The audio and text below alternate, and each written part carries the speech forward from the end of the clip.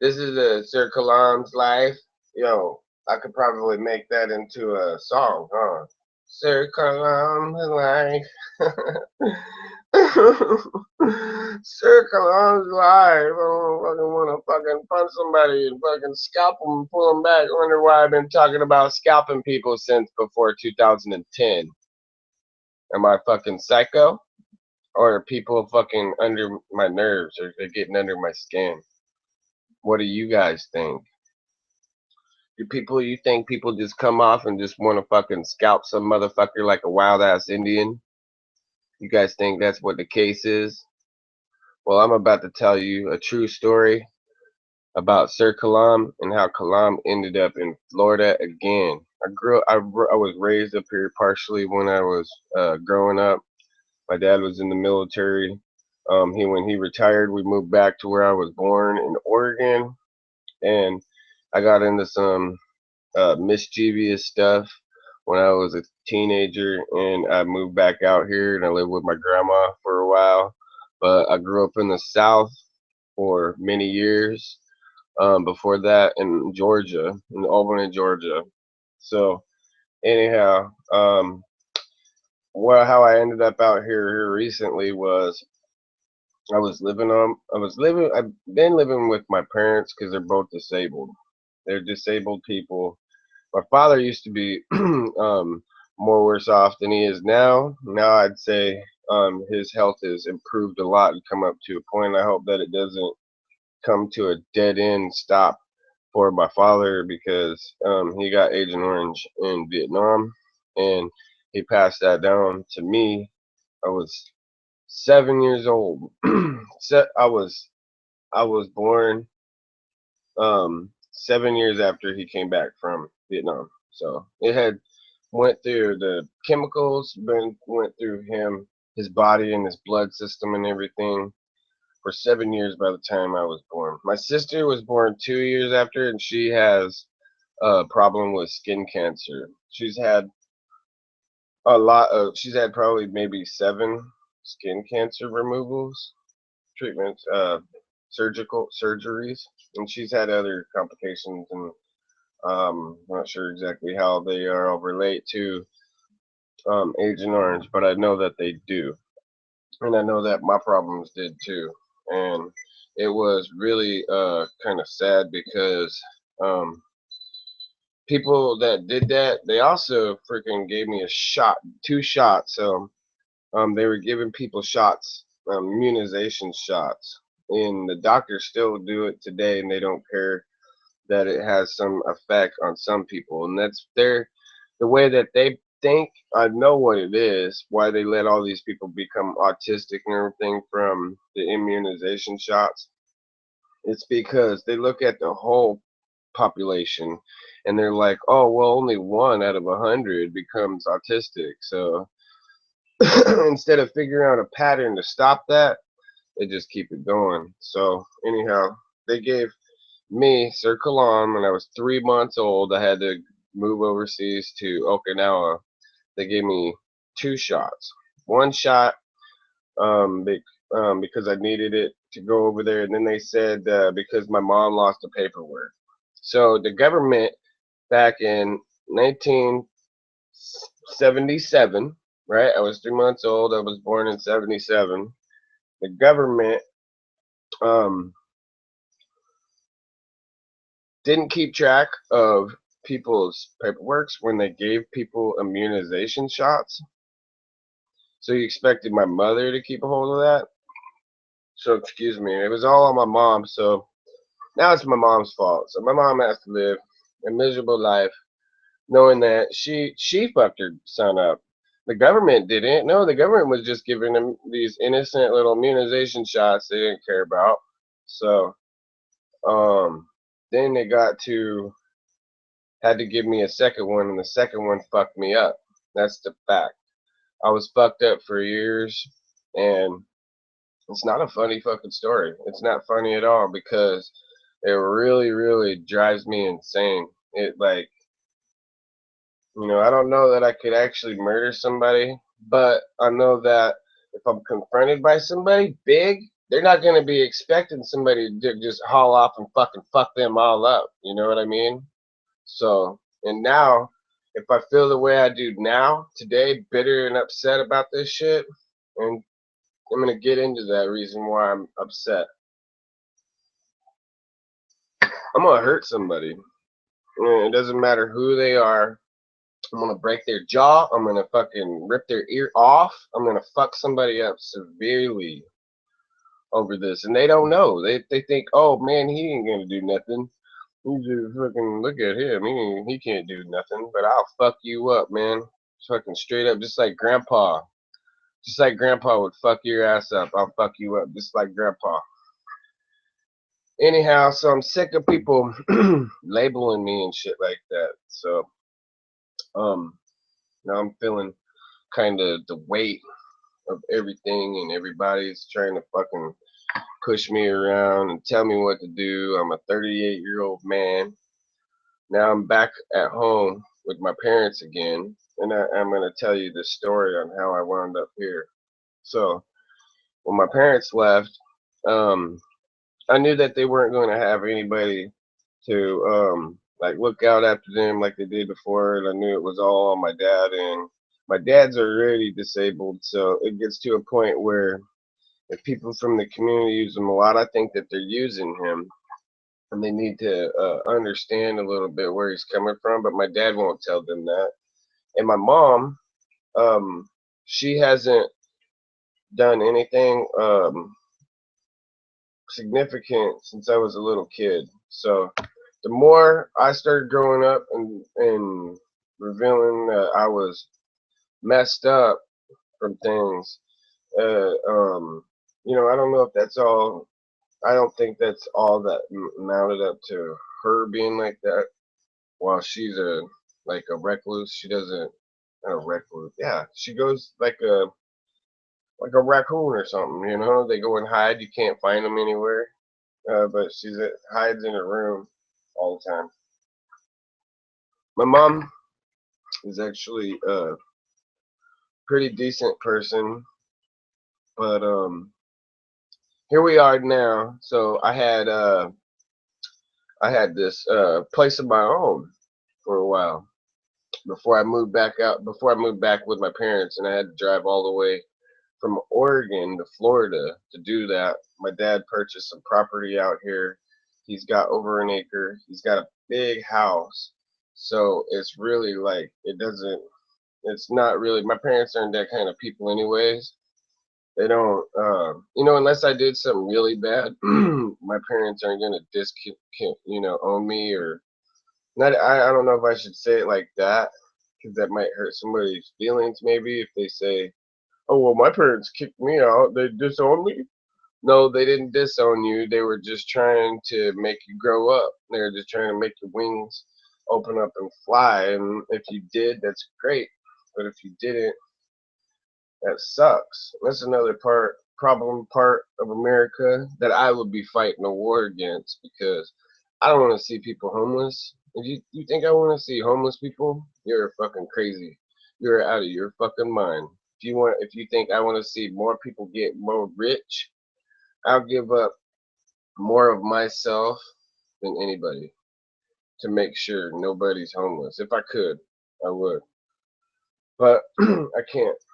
But anyhow, so I have this place of my own out there, and they give me a roommate. He shows up from California. They didn't tell me that he just got out of San Quentin for burglarizing houses, and I'm not saying that people can't be reformed or, can't change or anything like that, but I really believe, and I'm a Christian.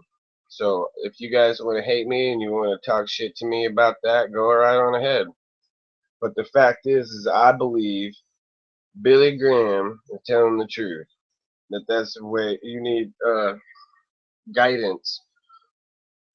You need God in your life. If you're not happy or satisfied or whatever, and I don't mean that necessarily either. What I was talking about was if you're a criminal, if you're a fucking criminal and you break into people's houses and you can't be trusted, that people can't turn their back on you, Yeah, a motherfucker, I'll tell you what, that's part of one reason why I am able to live with my parents. People can talk all kind of shit they want to about it, but the fact is that I'm trusted. You can trust me. You can turn your back to me and assure I'm not gonna slip a knife in your back, or I'm not gonna try and steal your wallet or anything like that. Any bad notion that somebody might have of me just by seeing looking at me is derived from other people, not actually from myself, because I'm not dirty like that. I'm dirty like in a sense where I'll knock you out, I'll break your jaw, I'll fucking break your fucking face bone. I'll break your face bone. Something like that. Dirty. But not like steal or do something cold and callous. So anyways, back to my story, how I wound up here. Right? And this story leads into the story getting fuller and in depth. So this knucklehead that they roommated me up with or whatever shows up with about $1,000. I believe it was a phony check. I don't know anything about it. I didn't hang out with those people. I did a minimal of much hanging out with this guy as I possibly could. He was not my friend, and I did not like him. I put up with him and I tolerated him as long as I could, and then I had to move.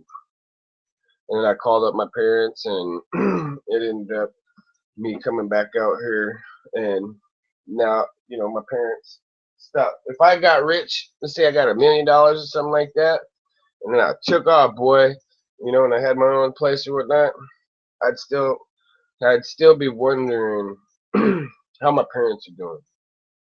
So, anyways, this guy that they put forced on me there was a young guy. He just got out of prison for being a dumbass. When he shows up there, I don't know how much of a rehabilitated person this guy was, but but I tell you, um, the guy he didn't really give me the creeps or anything like that.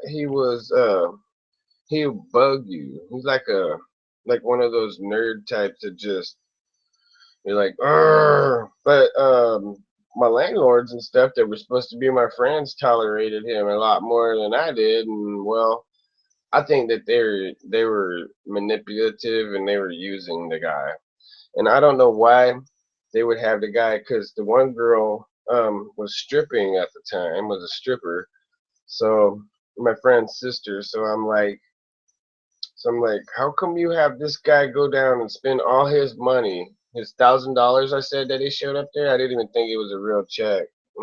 Explain that if I can. If I don't forget it, I'll explain it. But anyways, this guy shows up with this check. I don't even know anything about this guy. They get his cash checked, maybe at their strip club or something. I don't know. Because like I said, I didn't hang out with him, but they had the guy go and spend every dollar that the guy had, and I was paying rent, and they needed another person, a renter, to come in and start paying rent on the house and to help out with the electricity bill and everything else because at that point I couldn't pay for it all on my own. I had a minimum income. I had a small income at the time when I lived in Oregon. I had maybe something like $1,000 a month to work with. So I had to go and get food boxes and everything else, and not a struggle. You just do what you got to do, you know, and it was fine with me. I was fine with it. So, anyways, later on, the guy got another one of these checks in the mail, and they said that he went to go and try and cash it, and the bank held the thing or something like that, and said this ain't real. They tried to go and they went and checked it out and tried to verify it at a bank, and I don't know, the guy, he should have got in trouble for it if it was really raw like that, but a fraud. So it sounded fraudulent to me, and that's why I said I didn't even think his first check was real because it came from the same employer. So maybe his employer didn't have enough money in the bank when he wrote him the check. Maybe that's what it was. I don't know, but I think it was a phony check. That's what they made it sound like. So anyhow, instead of this guy paying like a month or two, he had $1,000 he could have paid. If they charged him only like 300, they charged me 400 something for rent there a month. If they charged him like 300 and something a month, then they could have got 3 months in advance. First month, and all the way to the last month they could have got from the guy. But instead, they had let him go and blow the money. So I don't understand. This is a situation that forced my hand, and I had to get on the phone and call my mom, see how she was doing, let her know how things are going. And I did a little bit of time working with firefighters, wildland firefighters. So like some people just do it for a job. I was doing it for experience, so I was really, really paying attention to everything, every detail that was going on. So I learned how to sharpen tools right, um, all the way to how to have a controlled burn. So I learned as much as I possibly could. So when I came out here, I was able to start right away burning all this excess tree lumber and junk and everything. It was in piles and piles and piles all around this house. So I was able to burn them all off for my dad. And this guy that they roomed me up with would come in. He would do some weird stuff. He would drop his key and lose his key, so he would come in through the window every night. This guy was was burning my he was burning my anger. He was feeding the fuel to my anger. He was making me such a raged animal. I just felt like I was caged, and if you just crack that door for me on that cage just slightly so I can pissed. I want to kill some motherfucker. So he comes in through the window every night. So I'm sitting there. I got all this rage built up inside of me. I want to kill him. And I'm sitting there and I'm like, all right, don't kill him. Don't kill him. Don't kill him. Don't kill him. Don't kill him. So the guy comes in through the window and I'm sitting there like this, staring at the guy when he comes in through my window. And I'm like, dude, you know that I got memorabilia in this house, right? Somebody comes in here, it's worth hundreds and possibly thousands of dollars worth of football memorabilia and whatever else I got in here. And you're gonna come in through the window? You know, and no matter what I said to the guy, I didn't beat him up. I didn't get in any trouble. I didn't want to go back on probation or get in trouble or go to prison, which I was going to end up killing the guy probably. So I had to get out of there. So he would put like I told him like, don't use my washer. And they're all cursing at me, like trying to put a hex on me because I told them don't use my washer and dryer. I bought this washer and dryer for my friend. They were old. So I said the washer is so old that if you put that much junk in it, you're gonna break my washer. You're gonna break it. So put a reasonable load of clothes in there, like I do. I show them, you know, here's a load. Here's a load of clothes. Okay, a load of clothes. Not a load of clothes in this old ass washing machine. Okay, and you're gonna break my shit. And not only that, but the guy's bumming cigarettes off of me left and right. Thank God I quit. I quit because Obama started taxing people. The tax hike. Oh, you're gonna tax everybody and everything he possibly can tax to just suck all the money right out of us. That's how I look at that shit. Fuck Obama, you fucking bitch. You're gonna tax everybody and then nobody can even say anything about it because you're a fucking dirty ass son of a bitch. Fuck that piece of shit. Anyways, so I quit smoking because of that, because I ain't paying no fucking shit and I ain't being controlled by no stupid motherfucker either. That's a fact. So anyhow, So this fucker was bumming all my food. He wouldn't even go get a food box. I told the dude, I said, dude, go get yourself a food box so that you can help our stash in here. I knew in my hometown where I was living, I had the knowledge for like 5 different food pantries. So I kept food in my house so I wouldn't starve. And I went to all of them with my friends so they wouldn't starve too. Some of my other friends were in the same position, you know. Even with food stamps, they still had to go get a food box. So in some cases, that's all we had was food stamps. Some very minimal amount of money, small, minute, like almost nothing. So I can't do anything for the life of me to get through this guy's head. So next thing you know, my parents, they came up with the means for me to get a Ryder truck and load all of my furniture from that house into it, and then load everything else from my parents' house out there into it, and then me and my brother-in-law drove out here with the stuff. So that's how I ended up out here. I just pulled up on the scene. These people thought they were gonna be, they thought they had me or something. They told me at that house that I was the only guy paying them rent at their stupid house that they eventually lost because they couldn't hold on to it because they didn't have enough money because they blew all their money too, you know. And the girl, my friend's sister, she was always responsible. So I have no fucking idea how they fucking did that, but they did it. They ended up losing their house and they ended up screwing around with their only paying tenant. And what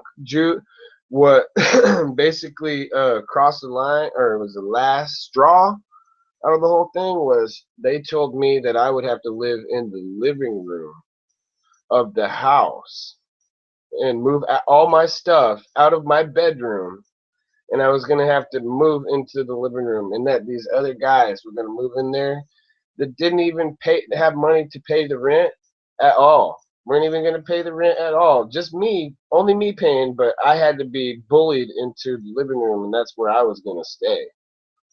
According to these people, that's what they said. So, without even blinking or even them even knowing a fucking thing, I pulled up there with my Ryder truck. I loaded all my shit up, and I got the fuck out of there. And I had stuff I was packing up and moving it all and getting all ready to go. And then they realized, you know, hey, this guy means business. He's serious. So before I moved out here, and I'm kind of glad because I ended up with the son of my dog.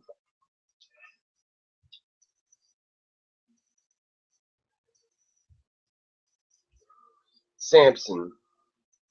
That's Sampson. I had him for 9 years and he died on our front porch.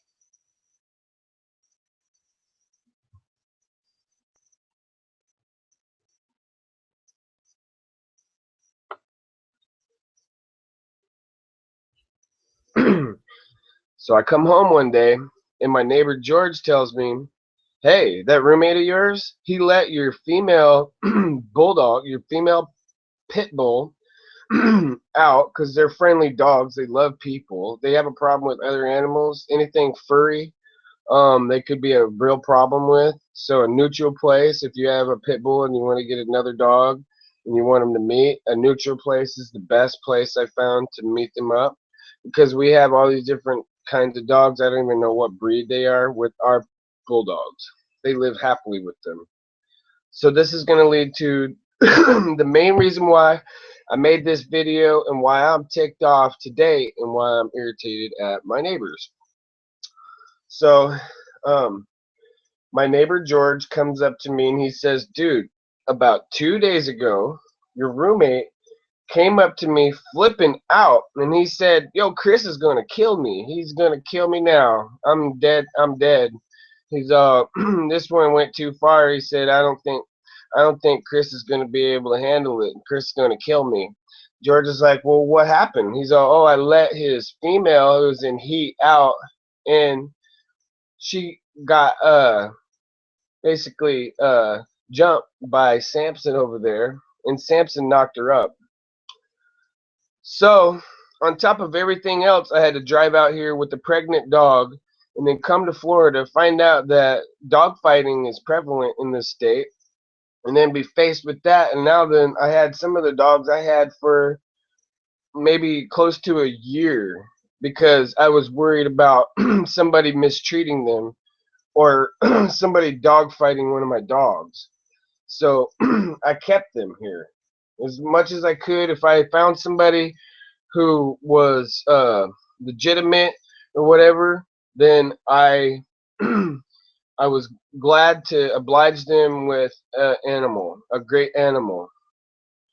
But in the meantime, I had to do everything, get ready. It was a wonderful experience. I'd never seen a dog have puppies before, and it was it was awesome. It was a really great experience that we had.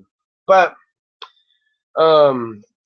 whatever else, I was worried about like some wild animals. Even back then, we have wild animals out here that will kill our animals if we're not careful. And I got a little Chihuahua dog now here, so I got to be extra careful with him and at night because we've had minks, cats that come up here and about ready to snap and do something, and I'm gonna do something to get rid of them, and they will disappear.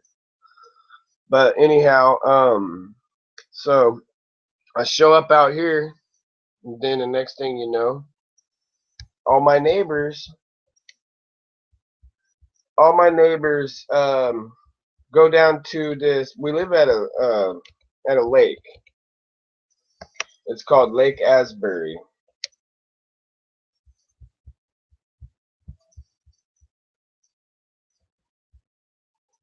We live at Lake Asbury, Florida, by Jacksonville, Florida. Anyhow, so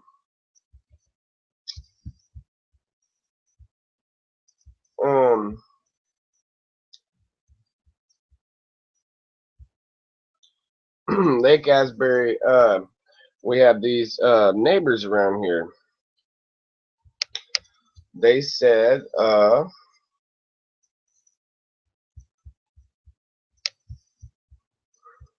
they went down to this after some of them had been a while since we had these dogs. These guys went down to this community center down here, and they slandered my name. They said that it was real suspicious. That's how my dad now tries to play it down, because he really doesn't want me to have any problems with these guys. But too late, because they slandered my name and they accused me of something that I do not do. You heard me say we kept some of those puppies for an extended period of time, and we would have kept them their whole life, still have them now, if we couldn't have found somewhere, some place for them that they were not going to dogfight. So these people down here, this is Arthur Moore Drive in Green Cove Springs. That is the street,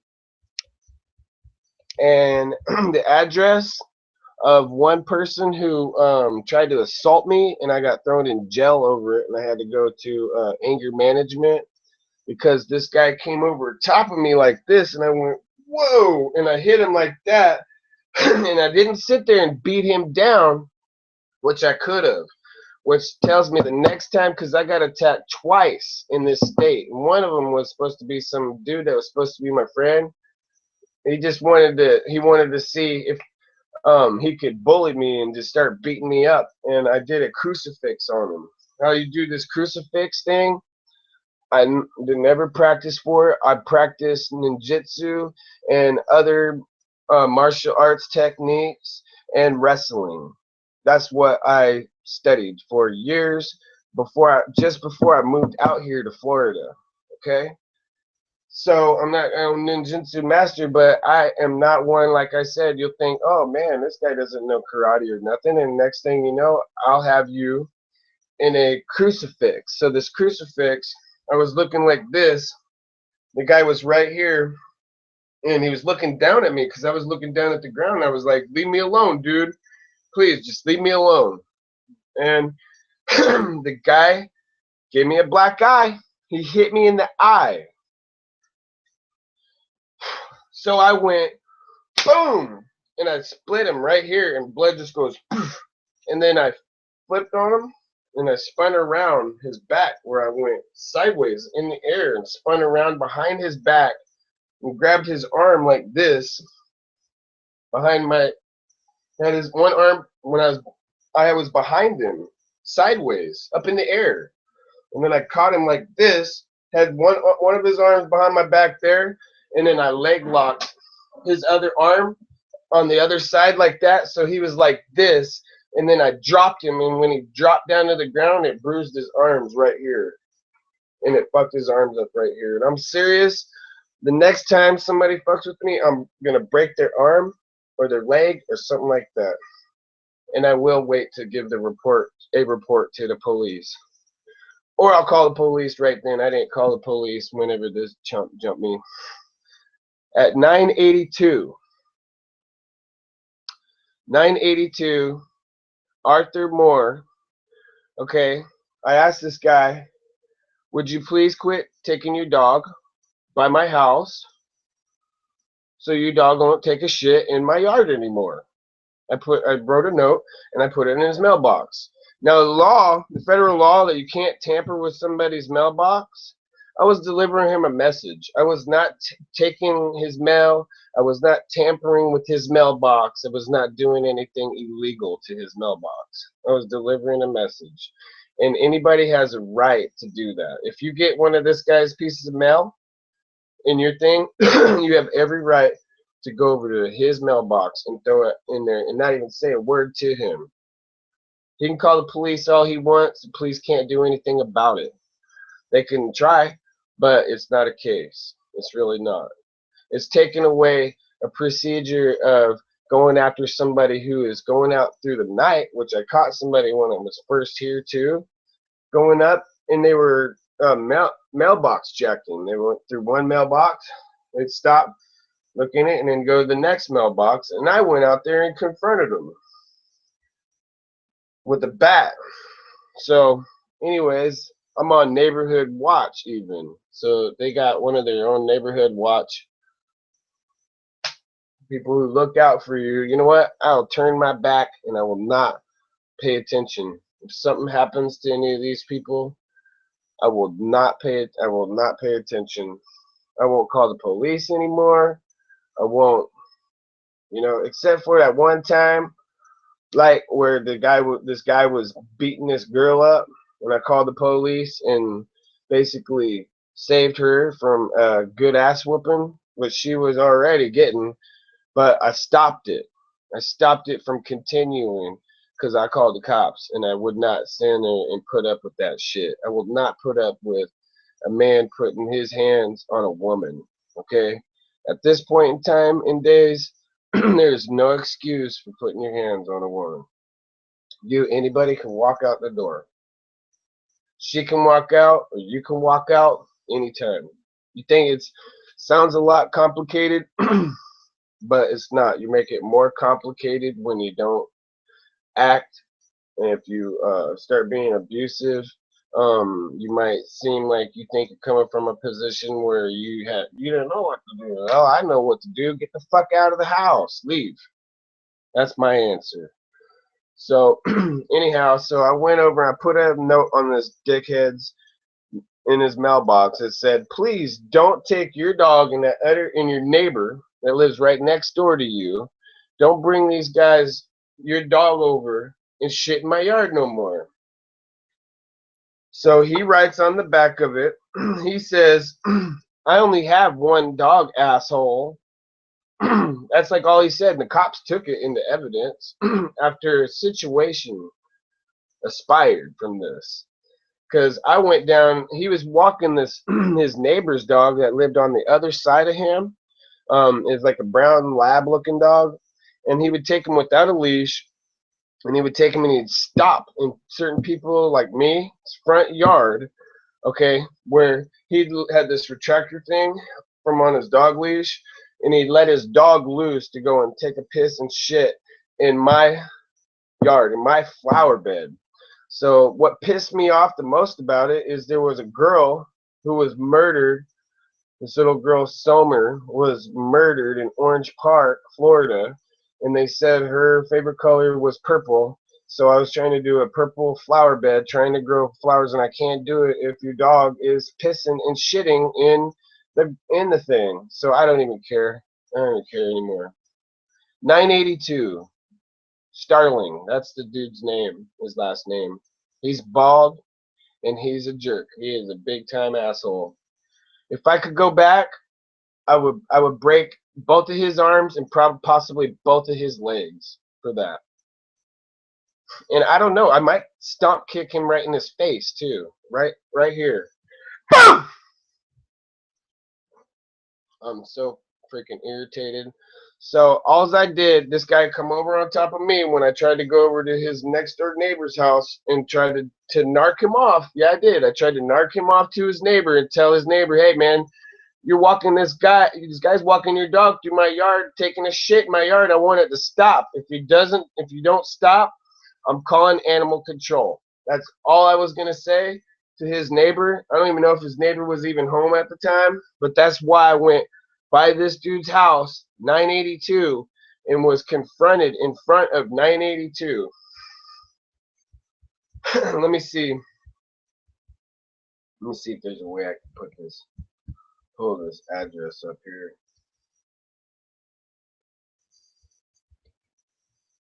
Here it is. This is where it happened. This is where the incident happened. 982 Archimore. And see the arrow? It's right here on this side. This side of the guy. It was his neighbor over on that side. This is the dickhead's fence right here. And I'm telling you, man, I don't fuck around with people, man. I'm not dirty or low down or anything like that, but I will not put up with you up in my face or trying to come over on top of me, you know, like this.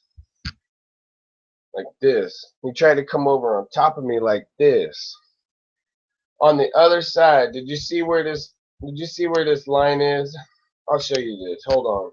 I gotta put that screen back up here because they're gonna act like, oh, you can't even bring this shit up in court, man. You hit an elderly man. Yeah, for him attacking me, I can defend myself all I want. You're gonna tell me I don't have the right to defend myself? Okay, see the line right here? These two lines? I was on this side over here on the line. Here's his driveway. I was over on this side of the street when this dickhead comes all the way out, tried to bull rush and bum rush me and saying, oh yeah, right, motherfucker.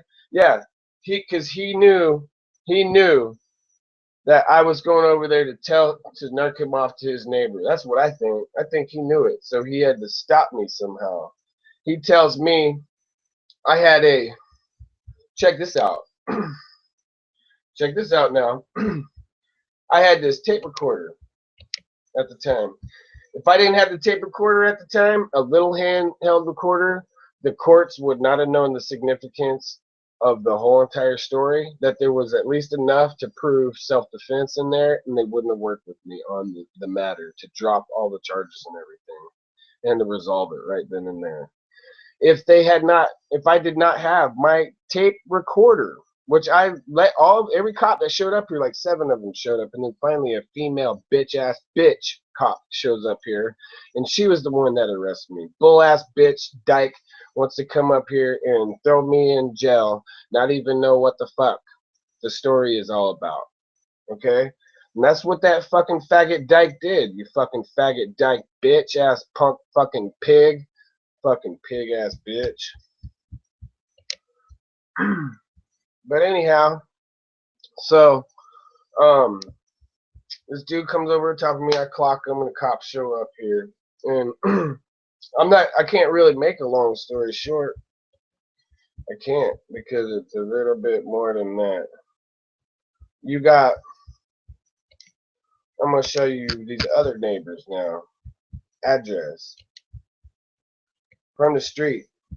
982, that's Starling. Hold on. This thing's going to try to screw me up here.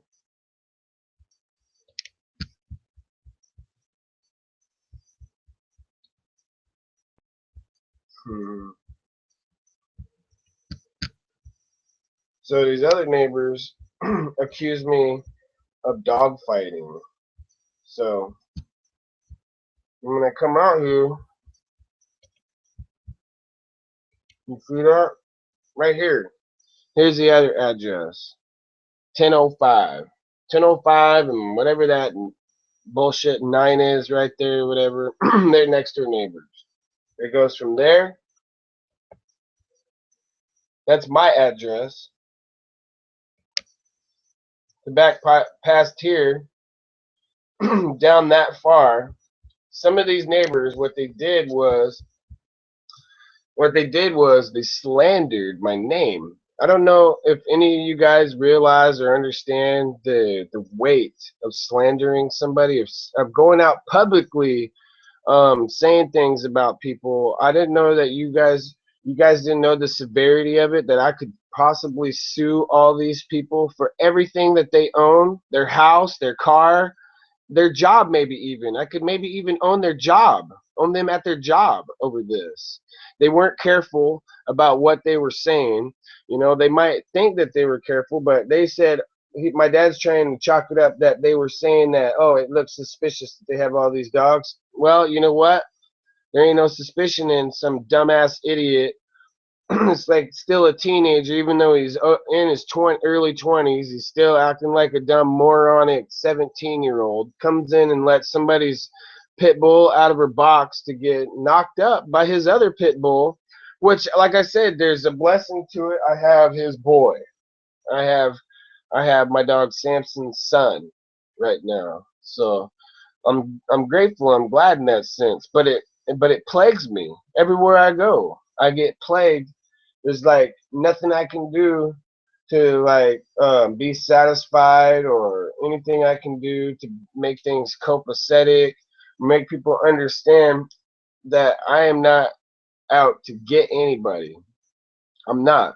The only people that I'm out to get, realistically in real life, there will be a pattern, because I have real motive. I would. If I went and killed anybody or beat their ass or hunted them down or something like that, illegitimately, illegally, then I would definitely say there's a pattern or there's a motive to it, and they could probably detect it and figure it out. But anyhow, so I'm pissed off today because these guys went and called me that, and just like everybody else, they won't admit that they're wrong. Me, I hate admitting that I'm wrong, only because there's so many other people that don't do it, and I've been so used to saying, yeah, you're right, I'm wrong. Yeah, I'm wrong. Yeah, I did it. Yeah, I'm to blame. Yeah, it's my fault. You know, I'm sick of it. I'm sick of not actually being at fault or being the one to blame or doing anything wrong, just being a bystander and having people uh, conversate about me or put me my name or whatever about me in their mouth, out of their mouth. So I felt it important enough for me to come on here and talk about it, and at least tell my side of the story that will not ever change. I don't have any dialogue or anything like that. See? This right here, this was from another video I did. It was about the presidents of America. I was taking a look at the presidents. But I don't have anything concocted or anything to, why I feel the way I do, and why I'm so angry, and why I am justifying, and I know that it's right. If somebody attacks me, comes after me, or anything like that, I'm going full board at them, and I will get even. So that was my story. It won't change as many times as I tell it. The only time it'll change is maybe if I forget some certain parts about it when I'm telling the whole story. But if I tell the whole story in depth, it's not gonna sway. It's gonna be the same dead on, and you can tell people are screwed up or lying whenever um, their story changes. So I know that for a fact too. So it's not that that I have that in my conscience. Oh, I better not change my story, because even liars know that. But even the best liars cannot fool people out, and not have their story change over and over and over and over. Their story is not going to be the same. It's somewhat scripted or whatever, but it's not the way it was, because they don't want to tell the story of how it was. And anybody who has a story to tell like that, obviously they must have been a bystander. There must have been something else more to it than that. But anyhow, that's where I'm living now, and that's why I kind of hate Florida right now. I don't want nothing to do with it. I really want out of here, and I don't even want to go back to Oregon, where I'm from. The people there, um, are not bad people, but they really let me down. They really bum me out. Just like everywhere else I go, people bum me out. So I have no idea where I could go, where I can live, or what I can do to aspire to being wealthy enough, to be independent enough, to where I don't have to have all of these hard knocks still. I'm 38 years old, and if I choose to leave out of here the way I am now, I'll still get fucked with. There's no, there's no hope for me going anywhere. I mean, you could think like, oh well, maybe he can meet the right woman or something, and she'll be able to take care of me. But I doubt it. I really doubt it. I don't. I'm not trying to be negative or say that that there ain't strong women out there or anything like that, or that's not what would help me. I'm just saying that they've got it so confused in my mind right now, you know. And you got to understand that when when you like say like, oh, you're autistic. So now I'm like, should I be embarrassed? I'd be like, are they gonna make it an embarrassing thing now? Like you're a moronic retard or something like that. If I tell people I'm autistic, I had a I had a whole life worth of things that backfired in my face. And I don't know. I don't know what to tell people. I really don't. I don't know what to do, where to go, none of that. So all I can say is basically, all I can do is basically tell other people, look out, hey, watch out, hey, don't let the same shit happen to you, you know. I don't know, but maybe I'll figure it out. Maybe, I thought maybe like YouTube, it's a great place. YouTube, it's like YouTube. So like me doing this thing right here is ideal, is what YouTube was intended for. YouTube wasn't necessarily intended for all of the dramatic stuff that they uploaded, like Bill Maher's, or CNN or Fox News or any of them, to be re-uploaded on here or something like that. No, YouTube was supposed to be for people that have stories like this that I just told you, and that's what made YouTube. So I don't know. I don't know if YouTube's ever gonna pan out for me either. But I'll keep trying different, um, you know, approaches or whatever. But that just shows the significance on how unwilling I'm unwilling to give up. I'm not willing to give up. I just don't want to give up.